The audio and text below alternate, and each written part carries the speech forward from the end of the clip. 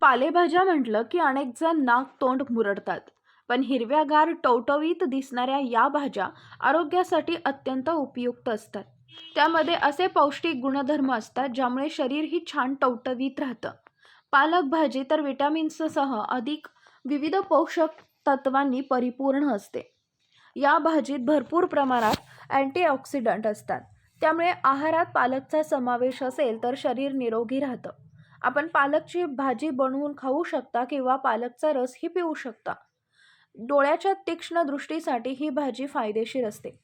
पालक भाजीत iron, vitamin C, vitamin B, vitamin E, potassium, magnesium, protein मोठ्या प्रमाणात असतात.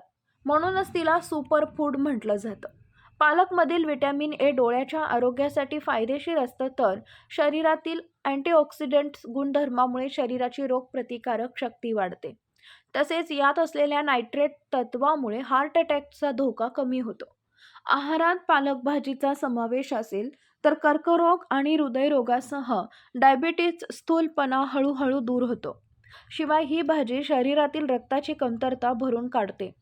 डॉक्टरांनी दिलेल्या माहितीनुसार एका व्यक्तीने एका वेळी 100 ग्रॅम पालक भाजी खावी. शिवाय आठवड्यातून 2 ते 3 वेळाच या भाजीचा आहारात समावेश असायला हवा. कारण जास्त प्रमाणात पालक खाल्ल्यास किडनी स्टोन म्हणजेच मूतखडा होऊ शकतो. लक्षात घ्या, पालक भाजी कितीही गुणकारी असली तरी काही लोकांनी ती चुकूनही खाऊ नये. जसं की हृदयरोगाचा सामना करणाऱ्या आणि रक्तासंबंधित औषध घेणाऱ्या व्यक्तींनी ही भाजी खाऊ नये असे डॉक्टर सांगतात. याबद्दल तुम्हाला काय वाटतं कमेंटमध्ये नक्की सांगा. तेव्हा पुन्हा भेटू पुढील भागात. तोपर्यंत धन्यवाद.